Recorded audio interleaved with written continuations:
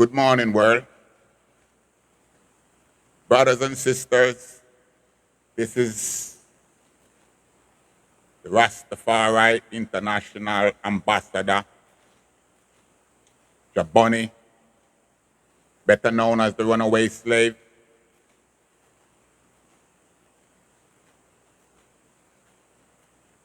And also the badass.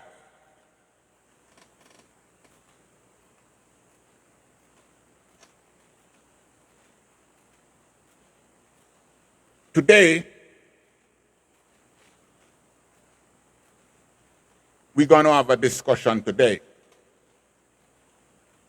And that discussion will be now addressing the traitors amongst the black race. Yes. We're going to point out now the traitors. But before I start, I must remind you, the world, that this movement known as the Rastafari movement was started and created right there in West Kingston, Bakawal. Told you that from day one. I told you that I don't know about no hills treading. I don't know about no bush treading. I am a shitty Rasta. Now, let me remind the world again that this movement was started right there in Bakawal, better known as Frontawal. I already explained to you all that this was a revolution, black, back to Africa movement. I already chronicled my journey. When I start, a lot of people started to question who Jaboni, this, that. Well, I think I have established fully who I am. So, you have some people, although I keep telling the world that I am not working for anyone, I am not working for any individual group, I am working for the black race. So let me start off by saying, yesterday, Boom Donovan called me and him said to me, say, Bunny, how many years you big up your father? And my reply to Boom Donovan was, Mortimer Planner, better known affectionately to I and I as Brakome. I've done his work is there for the world to see. I, as him sibling, have also put in my work as a Rasta baby. I told you that the last conference that was conveyed up by the UII, University of the West Indies, that conference material was turned over to I as ambassador. I also told you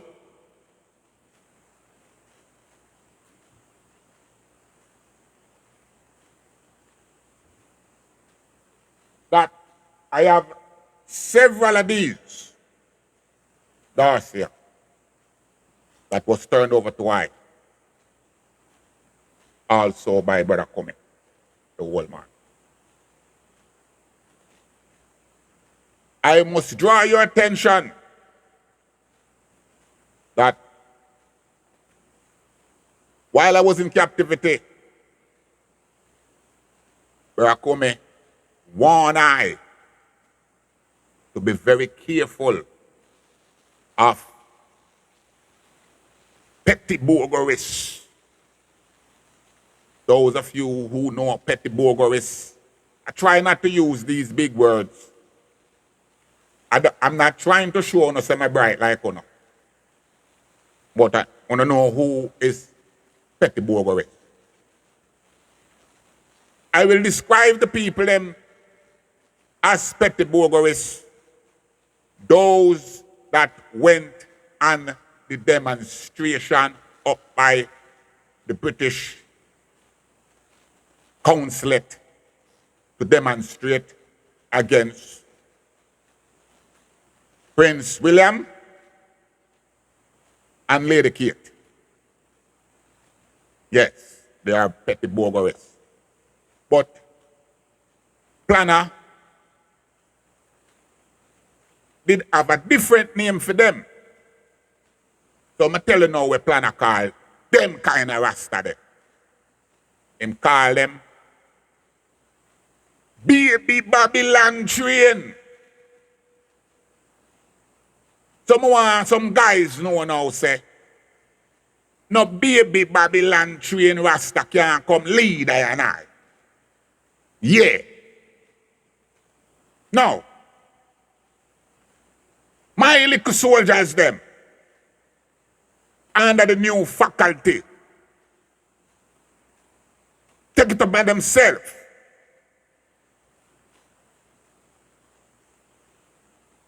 Correction. The world, it is published worldwide that Kate and Williams went to Culture Yard. Nobody know why they went to Culture Yard. Nobody know why.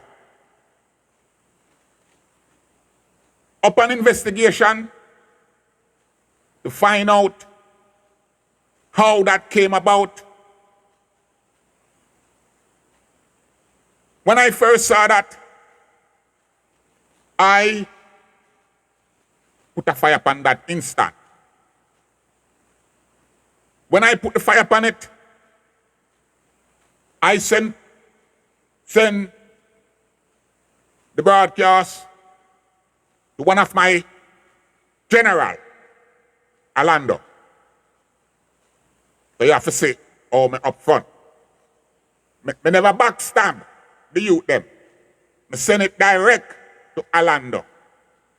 And shortly after that, Orlando call I instantly. And you all hear the interaction between me and Orlando. Right. In the broadcast that I saw globally, that you all saw too, I identify two individuals. I know, I identify several individuals, but I identify two Rasta youth that I man know. Skubo and China.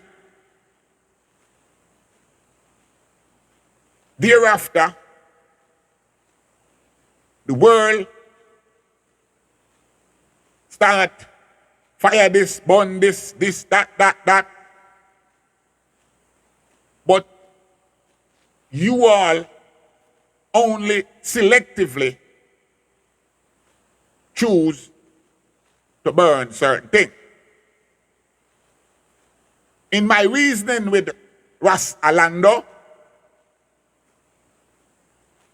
the first thing Orlando point out to High Ambassador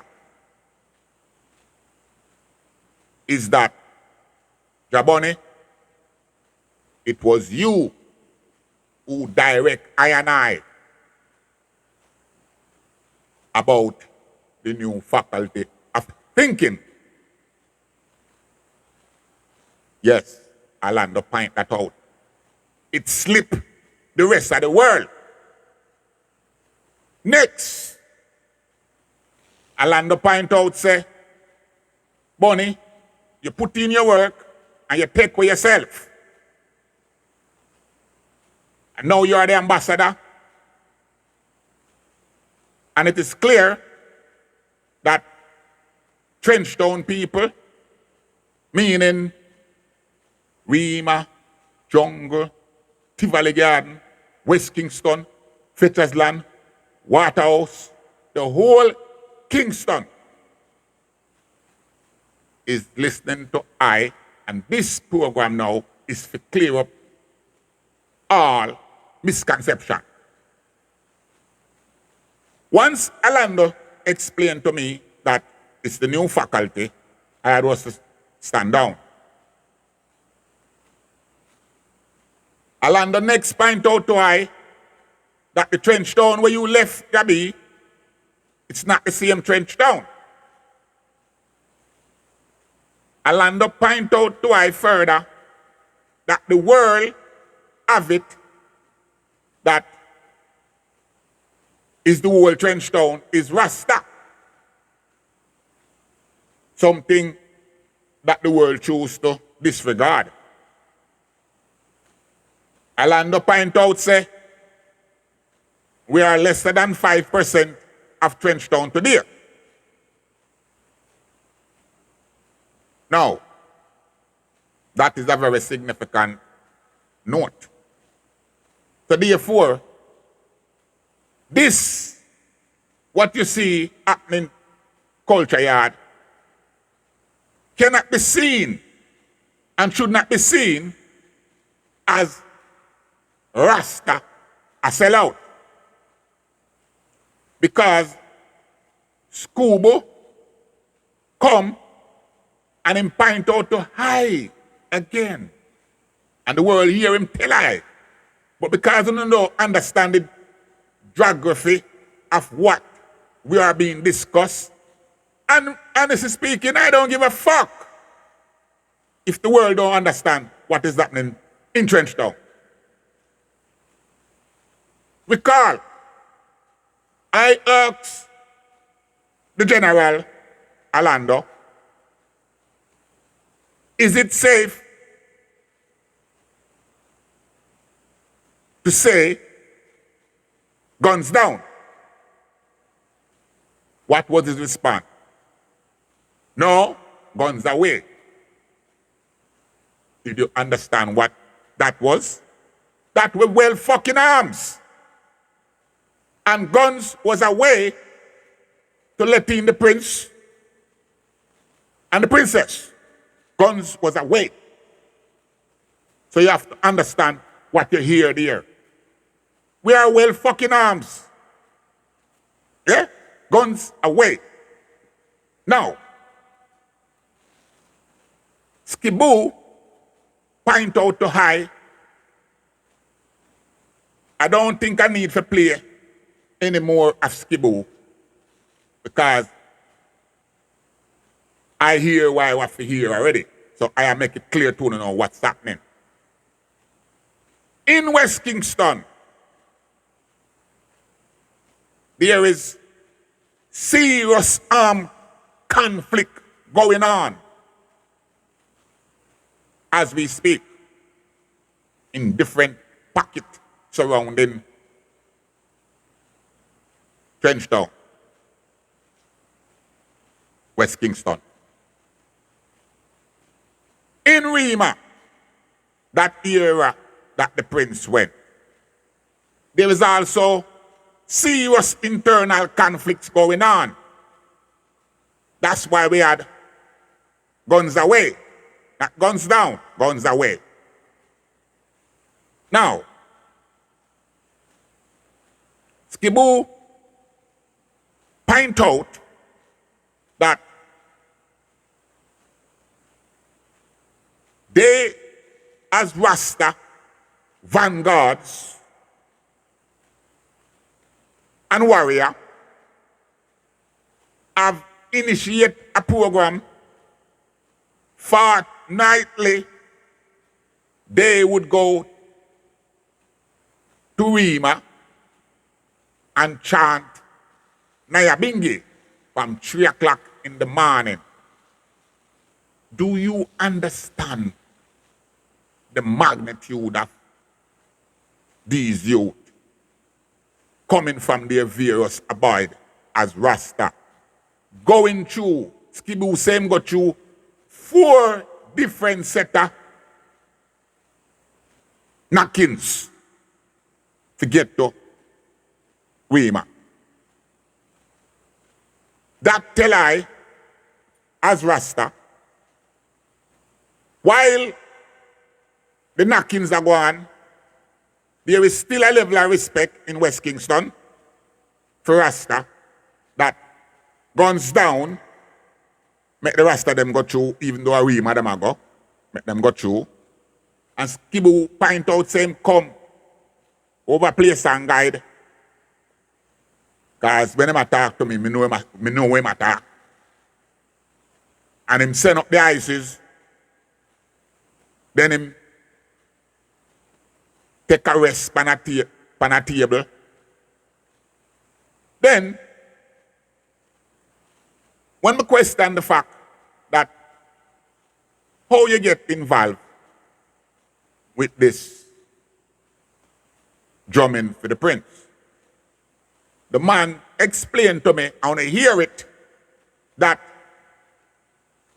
after them send up ISIS over place and guide, him say in the early morning, people can come out of them house and go work and feel safe because Rasta they send up ISIS. Him say after that, they would go over to Culture Yard and go in the back of the yard. Go seal up. My full standing of what Skibu explained is that they were in the back of Culture Yard, not the front. Upon further investigation, it was made clear to me, the ambassador, that Rasta did not plan any program for the prince. It was the prince who demanded to do something different from his father and his brother. So the prince wasn't there pushing no Bob Marley scenario.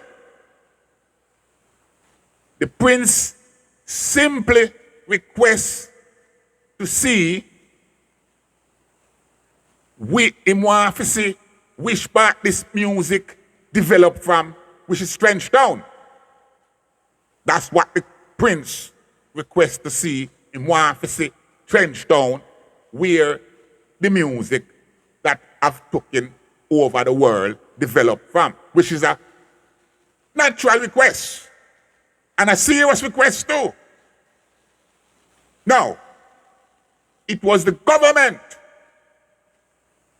who perpetrate this fraud and continue to perpetrate the fraud. And this fraud that they are perpetrating in the world is that Bob Marley start reggae music.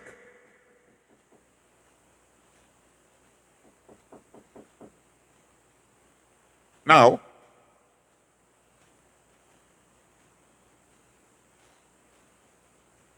the problem is, sorry about that, in the building over there is some work going on. So if you hear Andrew knocking, it's from building work. So I had to stop to find out if I was disturbing my neighbor. and it's the builders. So, respect. Anyway, moving forward, it was the prince who demanded to see where reggae music starts from. And we're going to call a spade a spade. Babsy Grange, who is the cultural minister, decided to take the prince to Culture Yard. Now, reggae music did not start in Culture Yard. It is fair to say that reggae music start in Wellington Street at Chocomolan. That's where reggae music start. Now, did you not hear me ask Orlando, how about round a Wellington Street and Greenwich Street, all round the up?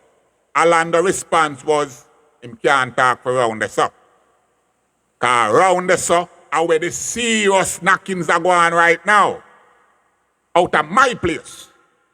Around the my barn. Yeah. So the knockings round the turn up. So maybe the cultural minister see it fit not to carry the prince round there for whatever reason. So we just want to clarify the fact that they took the prince to Culture Yard to show him the Bob Marley part. So that's a fraud. The prince asked to see where reggae music started from, and they took the prince to Culture Yard when they should have taken the prince round to Wellington Street, Chocomo land, the open land building. And that, them fi go build up. And this so, them fi make an iconic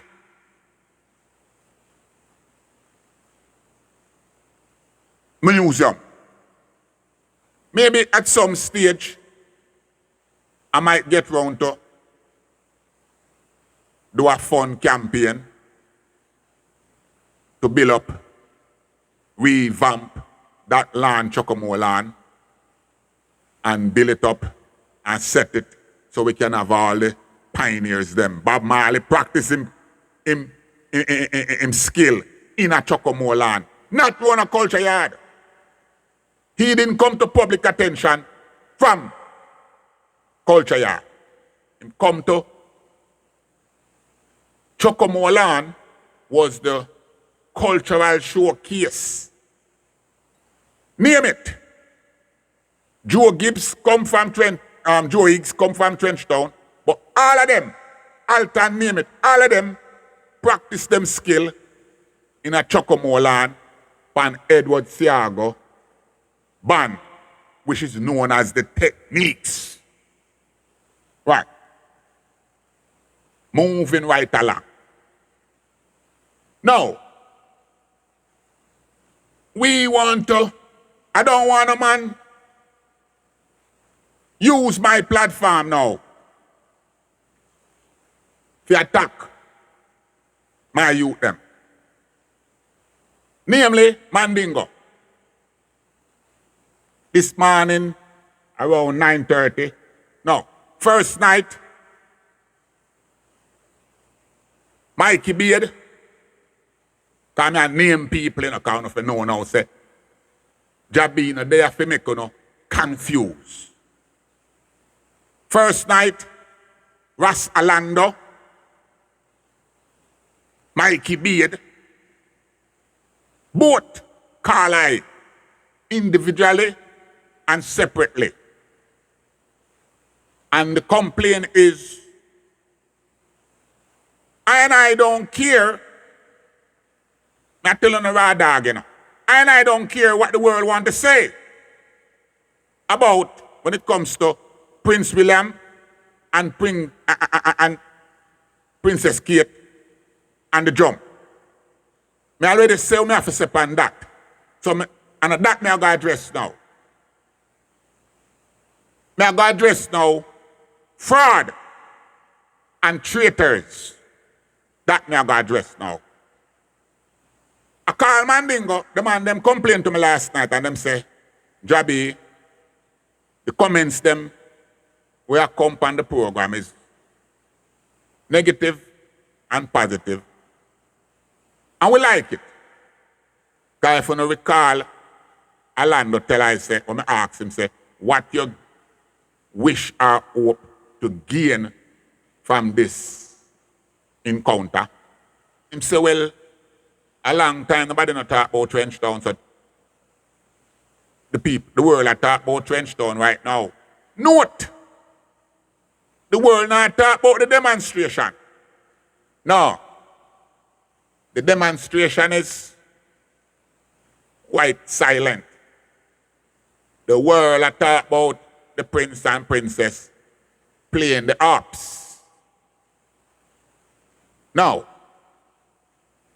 the complaint last night is that the world can't say what them want to say, because we already tell us that we build this thing and we set this thing, and nobody not tell we at Jamaica what to do. Mainly Rasta. Nobody not tell we what to do, and we do a thing. So whether you like it or not, I don't give a fuck. Yeah, we don't give a fuck who not like say the prince did that play a drum and Kate did that play a drum. I don't give a fuck about that. Yeah. Now, the man them point out to them not get no money. So it wasn't about no money business. But we keep a talk about Rasta sellout. Yeah? So I talk about sellout and who are traitor and sellout now. The man them complain say Mandingo, take it personal and go on a straight attack. And I tell the man them say, stand down. My exact word to them, I didn't record the conversation because it was a private conversation complaining to the ambassador last night. So I tell the man them, stand down, pay Mandingo no attention. That's what he's looking. He's seeking attention. This morning before I come on the platform, I call Mandingo and I try to explain to Mandingo, say, listen Mandingo, ease off of the youth. Them already recognize them mistake. Even though, so you don't need to beat them now and just attack them. Mandingo took the position like he's now defending the intellectual Rastas. I don't know who appointed him to be Muta, defender, Miguel, defender, Kabu, defender. Because I am sure if any of these individuals have something to say, they can go to Culture Yard and they can go and set the record straight. They need to explain to the Rasta world how they call a demonstration and it's only the intellectuals knew about that demonstration. Outside of Queen Africa, I never seen no other international artists at the demonstration. So it's coming like it's a demonstration of petty burglarists or, for lacking a better word, baby Babylon train Rasta. No. Them Rasta they will go by the ambassador.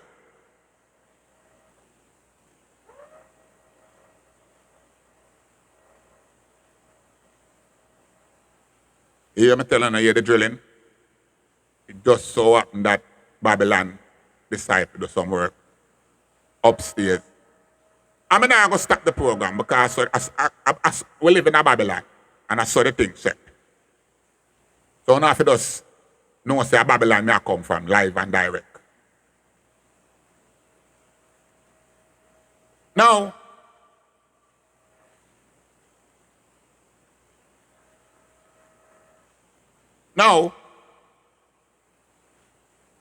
me now go make that drilling there show me off to go war with my neighbor. That is evidence that me live in a Babylon. And Babylon not have no respect. Because here it is weekend, and it is 5 minutes past 10 in the morning.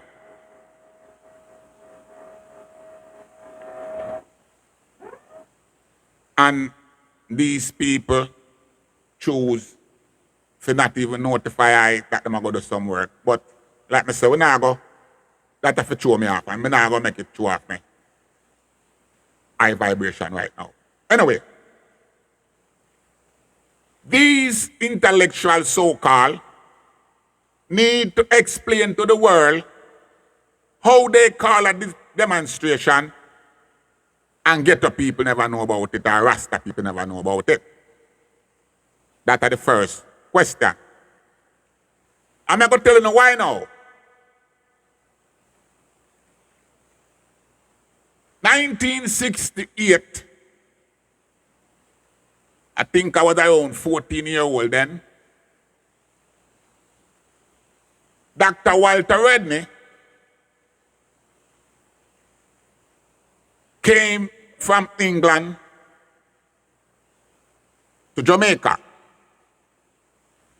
And when he reached out to Palisades, the government decides, say, he is a subversive person because him keep a come a trench town, come lecture away. When him fit a lecture, the people him up a UIA, and him keep a come a back a wall, come lecture and I. The day when them ban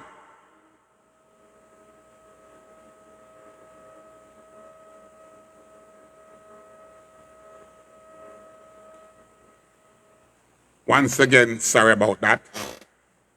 I finally went up and asked my neighbor to cease from the drilling until I finished my program within the next hour and a half, which she agreed. So sometime, this is how it is. You just have to talk to, because my neighbor don't know what I'm doing in my property. So I went up here and asked him to give me an hour and a half to finish what I'm doing, then he can go on and drill. So that just go to show how you can resolve conflict. I never go up there, go bad him up or anything. Anyway, moving right along. As I'm saying, the intellectuals, they need to explain to the world. They might think they don't need, but they need to explain why they choose to function without get the people. But I'm going to tell you, 1968, at the age of 14, me and my team, we used to play dice as little boy. You know, we play dice and we play card in the park, Victoria Park, down at King Street Parade there. Them time the jails bus a run. And as youth, we used to take the bus, them, hack the bus, them, do things with the bus, interact with the bus, them as youth. At the time, we were able to identify that the buses did use key. Now, when the government banned Dr. Walter Rodney, we were in the park, mucking about, and heard that they banned Dr. Rodney from coming in the country. The demonstration start downtown. And I can tell you all, it wasn't a peaceful demonstration. I is who jump into several buses, because the bus them park empty. And I jump in at the bus them and drive the bus them. You know what we did with the bus them? We weaponize the bus them. We drive up to the shops them and the stores them. Some of us ram the bus in the shop head on. When you ram the bus, for show you how, it's like we do it kalba, we call it. You see what the Japanese them do? When them just fly plane in a building, well, we use the bus the same way. We just run the bus them in the shop front and the whole shutter come down. And the people them just go in at the poor people, go in at the store them and empty the store them and set them afire. We did this.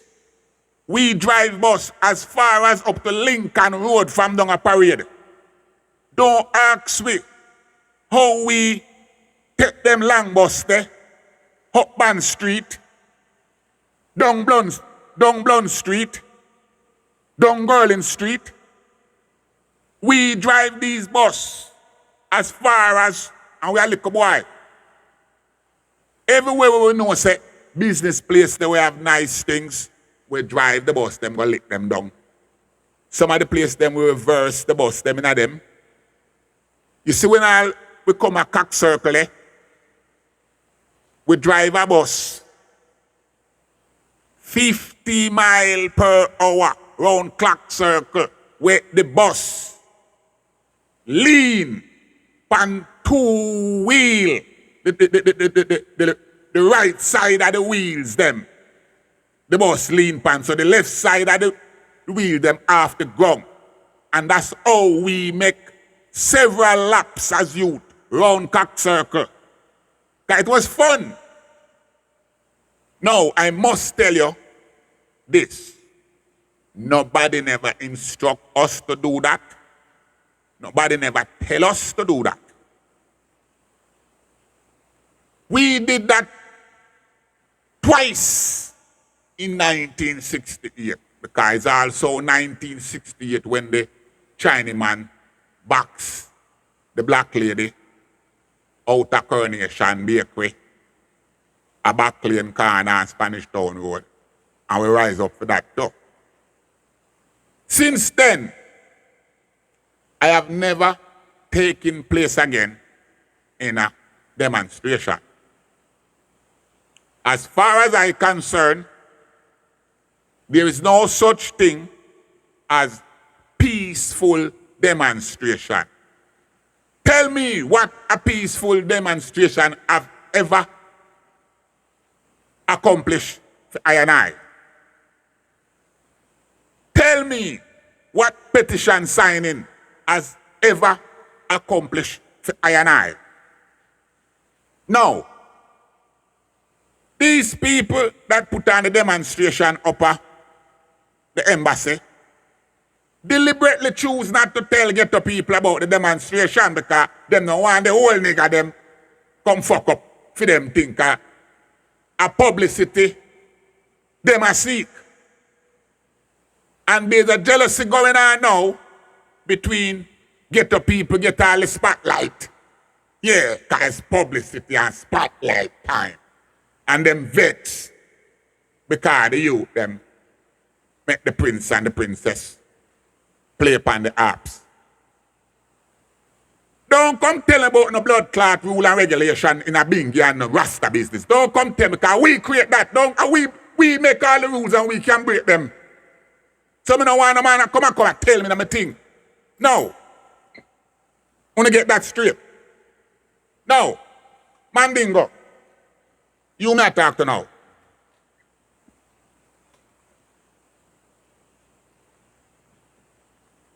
ask you privately, for allow the youth them. You tell me, say, Skibu call certain people Sodomite and Batman, but him never call Kate and Williams and the Queen. I'm going to point out and tell you, say, if you feel, say, Skibu never do that, then you do that then. Don't come attack the youth them. So I'm going to explain to you now where you are do. Mandingo. You see you might not know enough. But I'm going to tell you now, say you're the enemy to I and I. You, Mandingo, is an enemy. And he's a traitor. I'm going to point out. You see when I talk to you, I'm hear you, I see, I'm deal with you, I'm cable. But listen what Maxman say. One of my general, Maxman. Maxman say, when it comes to being hypocrite, nobody can be no hypocrite more than I and I. Yeah. So I'm making you know now. And if you want to stop talk to I don't give a fuck. Because I'm going to tell you how me know say you're a traitor.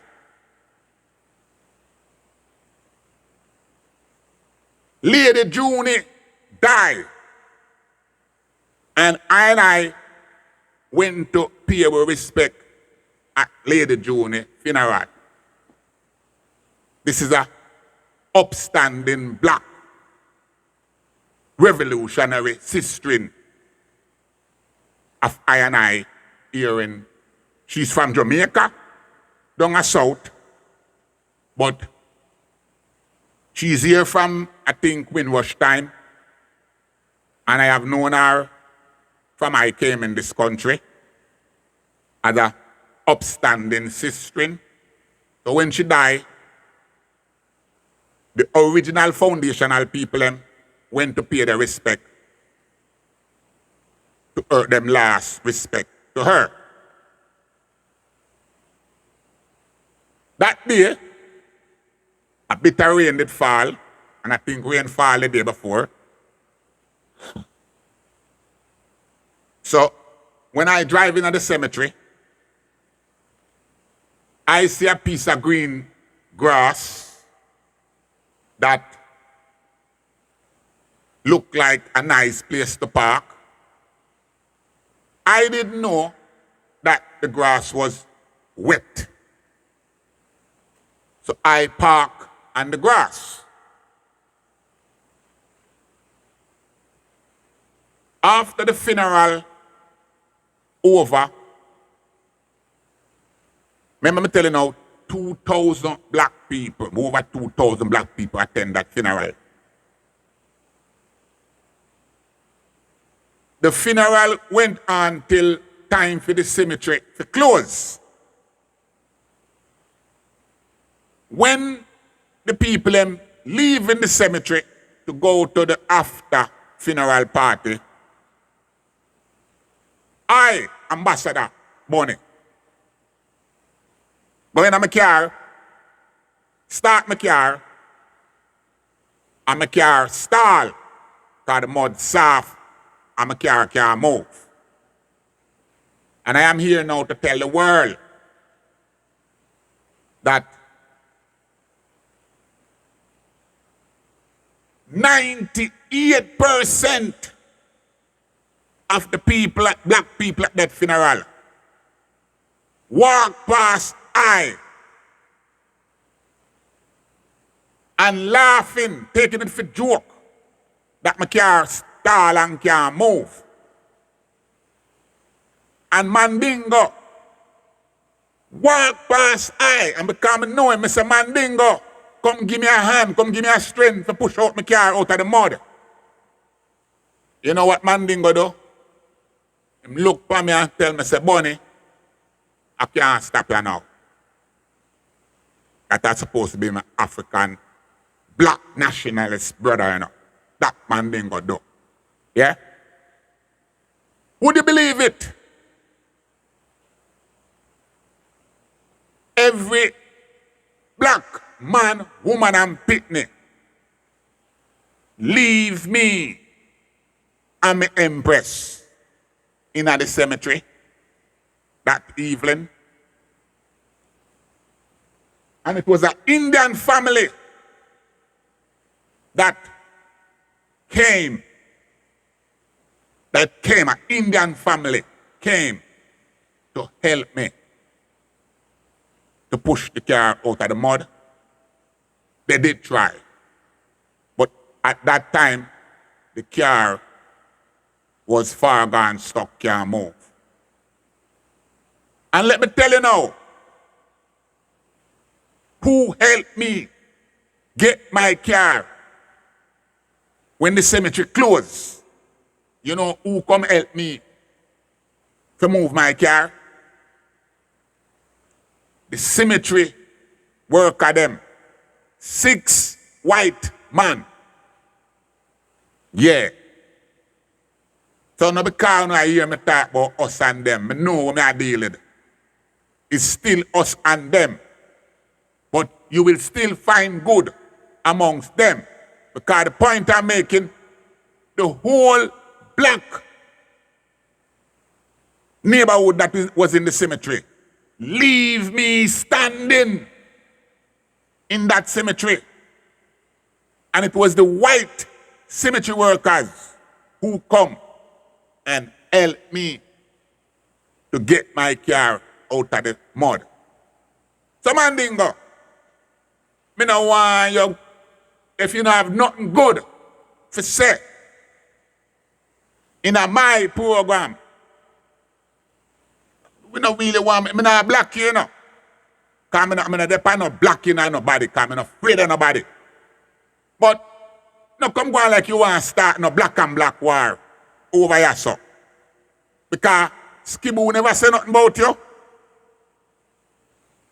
Alando never say nothing about you. So how you just take it upon yourself to keep attack the youth them, so. I want you leave my program alone. This is not a passa program.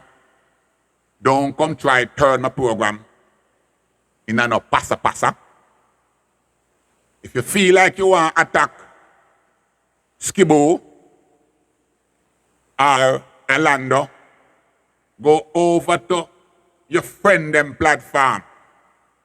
Because I know Muta never send you come. I know Jerry never send you come. I know Miguel never send you come. I know Kabu never send you come. Kabu the man, them ones they do the same thing when me I do. Them I carry their agenda and I carry the Rasta agenda. Simple. From I start this program, I try not to attack none of my brother and my sister them. I have tried to reach out to them. Maybe because me no intellectual and me no polish and me no and it no suit them say me attack for the British government. So them now see say them for come talk to why. But I have a program now where me I go make you understand now where did happen to Marcus Garvey. Because you see what I do right now, we learn from that. So let me tell you now, when we learn from that now, listen this. Life and Lessons, the letter.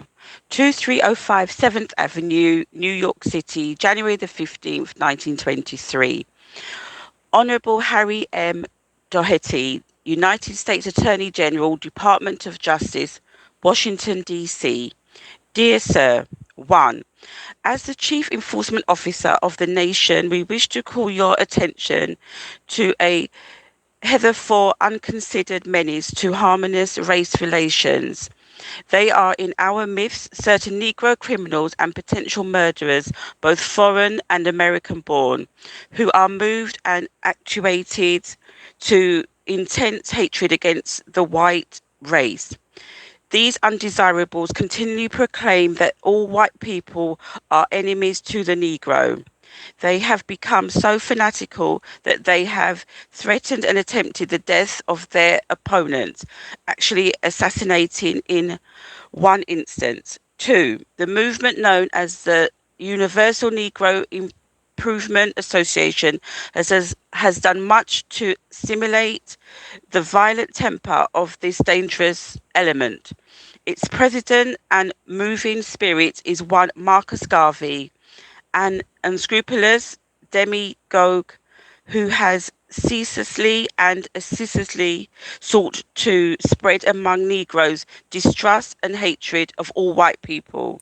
3. The official organ of the UNIA, the Negro World, of which Marcus Garvey is managing editor, steadily and continually seeks to arouse ill feeling between the races. Evidence also has been presented to an apparent alliance of Garvey with the Ku Klux Klan. 4. An erroneous conception held by many is that Negroes try to cloak and hide criminals. The truth is that the great majority of Negroes are bitterly opposed to all criminals, and especially to those of their own race, because they know that such criminals will cause incense discrimination against themselves. 5. The UNIA is composed chiefly of the most primitive and ignorant element of West Indian and American Negroes. The so-called respectable element of the movement are largely ministers without churches, physicians without patients, lawyers without clients, and publishers without readers, who are usually in search of easy money. In short, this organization is composed in the main of Negro sharks and ignorant Negroes fanatics.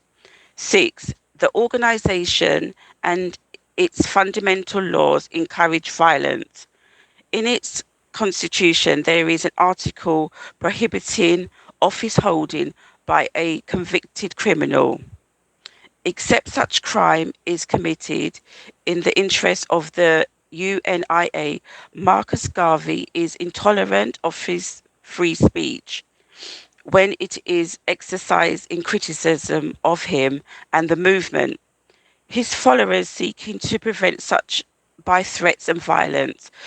Striking proof of the truth of this assertion is found in the following cases. 7.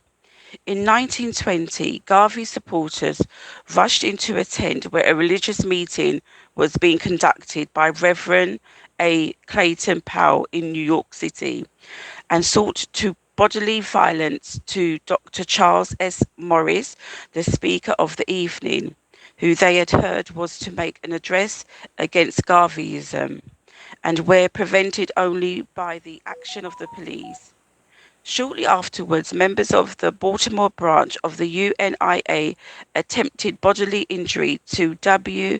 Ashby Hawkins, one of the most distinguished colored attorneys in America, when he criticized Garvey in a speech.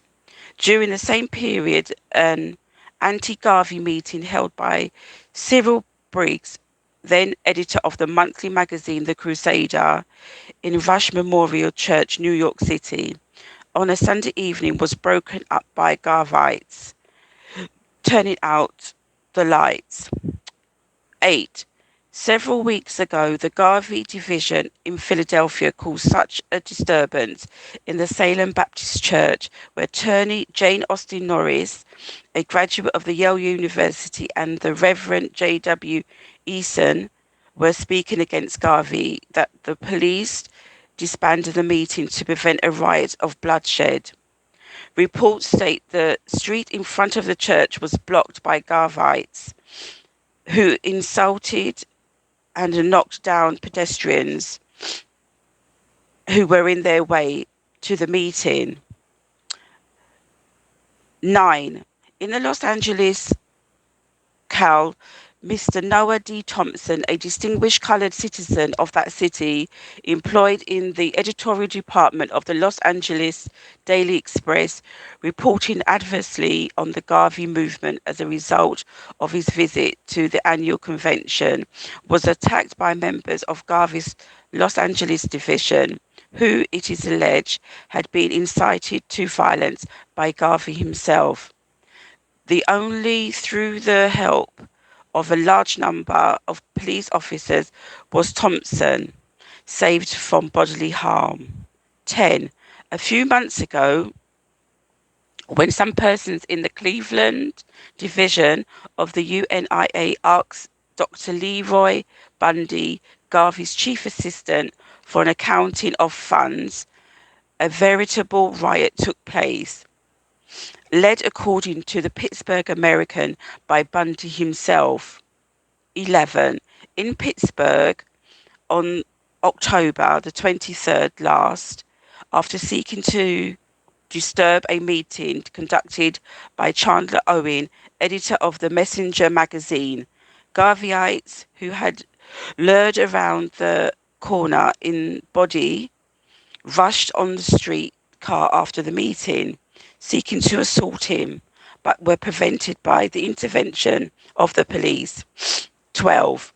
When William Pinkins, who had cooperated in the expose of the Garvey funds, was to deliver an address in Toronto, Canada, Garveyites met him on the steps of the church with hands threateningly in their hip pockets, trying to intimidate him, lest he should further expose the movement. 13. In Chicago, the seeking to break up an anti-Garvey meeting. A Garvey supporter shot a policeman who sought to prevent him from attacking the speaker as he left the building. 14. In New York last August, during a series of meetings conducted by the Friends of Negro Freedom to expose Garvey's schemes and methods, the speakers were threatened with death. Scores of Garveyites came into the meeting with the avowed intention of breaking them up. This they were prevented from doing by the stern determination of the part of the leaders, the activists of the New York police, and the great mass of West Indian and Americans, who clearly showed that they would not permit any cowardly ruffians to break up their meetings. 16. In fact, the Marcus Garvey had created an organization in which the fundamental law condemns, condones, and invites to crime. This is evident in by Section 3 of Article 5 of the Constitution of the UNIA under the caption Court Reception at Home. It reads, no one shall be received by the Pontificate and his consort who has been convicted of felony, except such crime or felony was committed in the interest of the Universal Negro Improvement Association and the African Communities League. 17. Further proof of this is found in the public of William Sherrill, one of the chief officials in the organization and Garvey's envoy to the League of Nations Assembly at Geneva, speaking at the Goldfield Theatre in Baltimore on August 18, 1922. He is quoted as saying, "Black people as well as white who tamper with the UNIA are going to die." What happens to the attempt to carry out this threat is seen in the assault and slashing with a razor of the St. Saxon by Garveyites in Cincinnati when he spoke the movement there last October.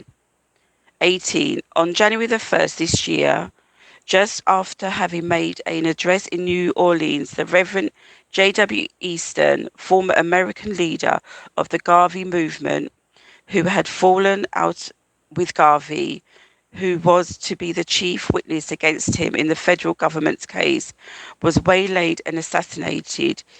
It is reported in the press by the Garveyites.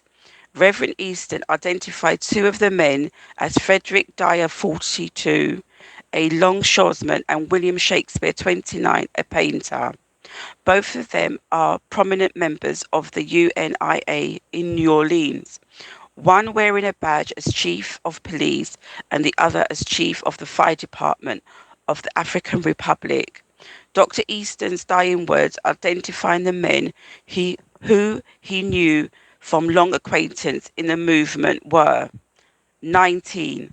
I had been speaking at Bethany and was on my way home when three men pushed out at me from the alley. I saw their faces and pointing at Dyer and Shakespeare, I positive that these two men here are two of the three. 20. The vicious indignation of these Garvey members is seen in their comments in an interview. Both Dyer and Shakespeare had denied the attack but declared they were glad of it, as they said Easton richly deserved what he... Yes, those of you over on my live, I must apologize. As you know, I'm still new to going live and Instagram. What I am actually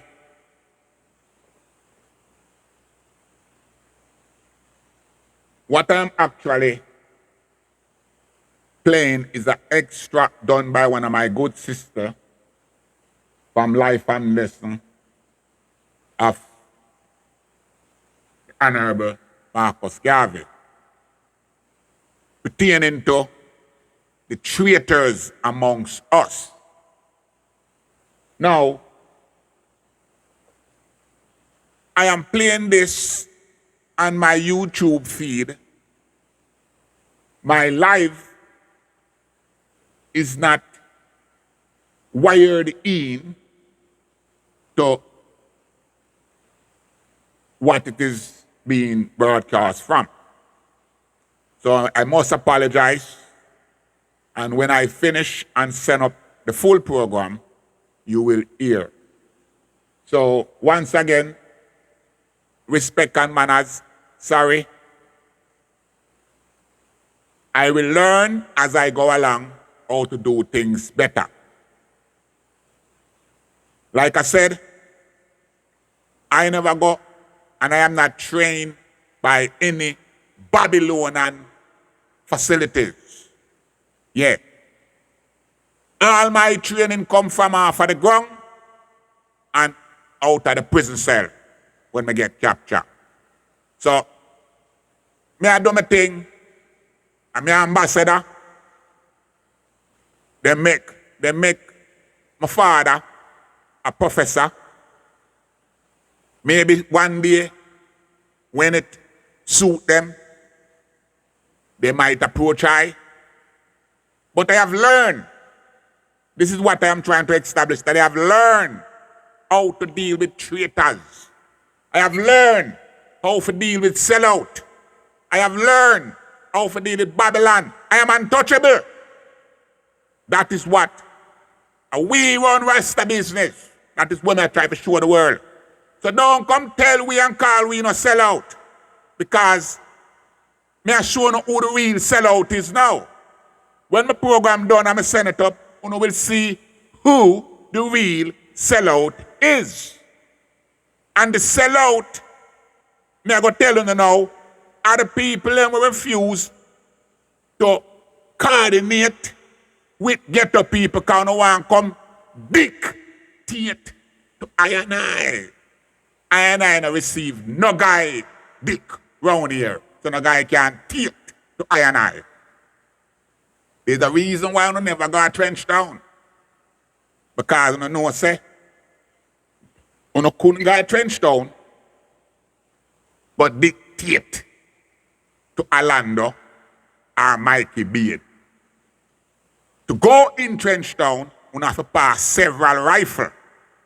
Yeah, because that's a protective place, regardless of the internal struggle. Soon we sort out ourselves. That's what we are trying to know. We are sort out ourselves. Guns is away. Soon we will guns down. But for right now, guns is away. And that is good that we were able to guns away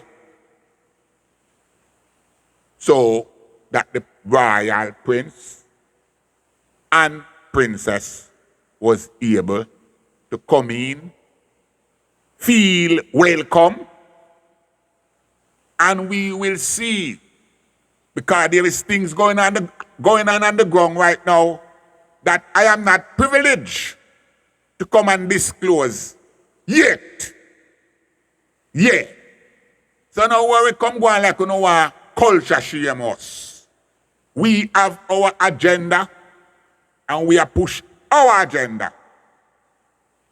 I tell you now all the time, say when we make music, we never make music for nobody outside of Jamaica. I just the new generation now where for them direction when they make the music is for jump on Babylon by bus.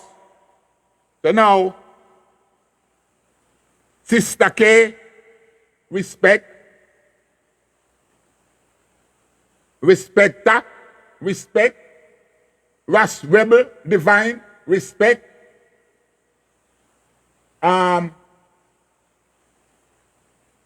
World Magazine, respect,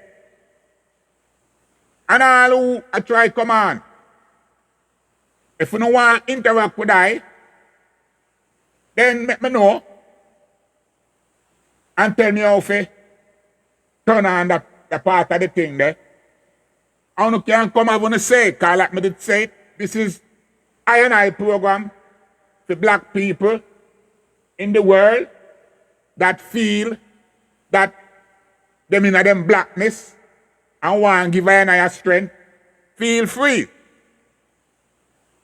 So, without any further ado, I'm going to make the sister continue to tell the them about the traitors. Sorry, again, if you can't hear what I say, but when it done say, you will hear it. Bless up. What he got. Easton said one of them was a sorehead. The association made him what he was. When he was expelled because of misconduct, he went up and down the country preaching against Marcus Garvey, who is doing great work for our race. Someone who evidently thought it was time to stop his lies took a crack at him. I don't blame one that did it. Easton richly deserved what he got. 22. Easton says he knew the men who shot him were directed to do so. Insomuch, however, as the assassination of Mr. Easton removes a federal witness, we suggest that the federal government probe into the facts and ascertain whether Easton was assassinated as the result of an interstate conspiracy emanating from New York. It is significant that the UNIA was advertised in its organ, The Negro World, the raising of a defense fund for those indicted for the murder, seemingly in accordance with its constitution. 23.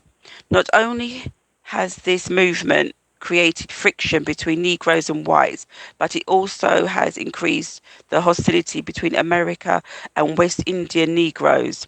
24. Further, Garvey has built up an organization which has victimized hordes of ignorant and unsuspecting Negroes, the nature of which is clearly stated by Judge Jacob Pankin of the New York Municipal Court, before who Garvey's civil suit for fraud was tried. Judge Pankin says, "It seems to me that you have been preying upon the gullibility of your own people, having kept no proper accounts of the money received for investments, being an organization of high finance in which the officers received outrageously high salaries and were permitted to have exorbitant expense accounts for pleasure jaunts throughout the country. I advise those dupes who have contributed to these organizations to go into court and ask for the appointment of a receiver. 25.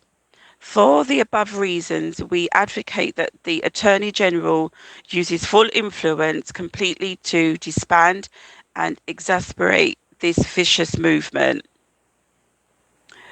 and that he vigorously and speedily pushed the government's case against Marcus Garvey for using the mails to defraud. This should be done in the interest of justice, even as a matter of practical expediency. 26. The government should note that Garvey followers are the most past voteless, being either largely unnationalized or reaffirming from voting because Garvey teaches that they are citizens of an African republic. He has greatly exaggerated the actual membership of his organization, which is conservatively estimated to be much less than 20,000 in all countries, including the United States and Africa, the West Indies, Central and South America. The analysis of Garvey's membership has been made by W. A. Domingo, a highly intelligent West Indian from Jamaica. Garvey's home in the Crusader magazine, New York City. Also by W. E. Dubois, a well-known social statistician, in the Century magazine, February 1923, New York City. On the other hand, hosts of citizens, voters, native born and naturalized, both white and colored, earnestly desire the vigorous prosecution of this case. 27. Again, the notorious Ku Klux Klan, an organization of white, racial and religious bigots, has aroused much adverse sentiment. Many people demanding its dissolution as the Reconstruction Ku Klux Klan was dissolved. The Garvey organization, known as the UNIA, is just an objectionable and even more dangerous in as much as it is naturally attracts a even lower type of cracks, crooks and racial bigots, among who suggestively to violent crime is much greater. 28. Moreover, since it in its basic law, the very constitution of the UNIA, the organization condones the and encourages crime, its future meetings should be carefully watched by officers of the law and infractions properly and severely punished. 29. We desire the Department of Justice to understand that those who draft this document, as well as the tens of thousands who will endorse it in all parts of the country, are by no means impressed by the widely circulated reports which allege certain coloured politicians have been trying to use their influence to get the indictment against Garvey squashed. The signers of this appeal represent no particular political, religious, or naturalistic faction. They have no any personal bias against Marcus Garvey. They sound this toxin only because they foresee the gathering storm of race prejudice and sense the imminent menace of this insidious movement, which cancer-like is gnawing at the very vitals of peace and safety, of civic harmony and interracial concord. The signers of these letters are Harry. Okay. The, the, the signers of this letter are Harry H. Pace, 2289 7th Avenue, New York City; Robert S. Abbott, 23435 India Avenue, Chicago; John E. Nell, 145 West 135th Street, New York City. Dr. Julian P. Coleman, 118 West 130th Street, New York. William Pickens, 75th Avenue, New York City. Chandler Owen, 2305 7th Avenue, New York City. Robert W. Bagnall, 7th 5th Avenue, New York City. George W. Harris, 135 West 135th Street, New York City. There is no doubt that the Negro in his own greatest enemy. He is jealous of himself, envious and covetous. This accounts for most of our failures in business and in other things. This I know was responsible for the collapse of the Black Star liner, in addition to the dishonesty of the race to itself. In calling our people dishonest to ourselves, I do not mean to infer that the white or other races are not dishonest, but they are dishonest with a method or a system. The Negro has no method or system in its dishonesty. Environed as the Negro, it is in our civilization handicap, abused, limited in opportunities, and prejudiced against.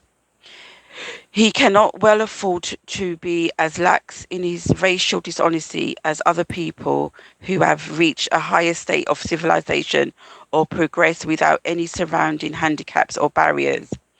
The Negro should, like the Jew, adopt a method of dealing with himself. If he is to steal, he should, like the Jew, steal from others, but not from himself. Unfortunately, the Negro is growing up with the disposition of playing dishonest with himself, hence the great difficulty to promote successful Negro enterprises on a large scale. When I Yes, massive. Once again, sorry for those of you on my Instagram that could not hear what was being played in that segment. However, once I release that podcast and you hear what was said, I'm going to ask you all to now focus. This letter was written in 1923 by people amongst I and I that today I is now identifying these same people amongst I and I as those that went up to the British Consulate office to so-called demonstrate. They knew why they went up there as opposed to when they realized that the prince would be down at Trenchtown. Why did they not come down to Trenchtown and show that unity and that demonstration vibration? Then we would have stand in one, because you'd have the for and the against as one. So that demonstration was just a fraud. And we can't call what happened at Trenchtown as a fraud. That was Rasta in its real reality. The youth them where did I beat them jump was in a them natural environment and do what them normally do. So I want to scrutinize what I'm putting down now and then make proper judgment and make a judgment call now. Until that the next platform, stand firm on the blackness. My American brothers and sisters, I must say, respect again goes out to Fear Ramesses. Yes, and I'm looking forward to the next upcoming live. I must say, respect goes out to Father Tex. Respect goes out to Selassie I out of Birmingham and Bobo Salaman, I must also say respect goes out to all bloggers that relating to them blackness. I am not here to start or feed no pasa pasa. So, Sister Kabu, Brother Muta, Brother Jerry, and Brother Miguel, stand firm, but I now wait for reason when they hide them because I now beg no reasoning. All of the items have my contact. I'm free for contact any issue you want to clear up. I platform is a platform where you can talk freely, just like how Skibu talk freely. You can come make your voice heard because we're supposed to deal with unity, you know. And that we're supposed to deal with. I and I supposed to deal with unity at Jamaica. The world I look to help them free. Yeah.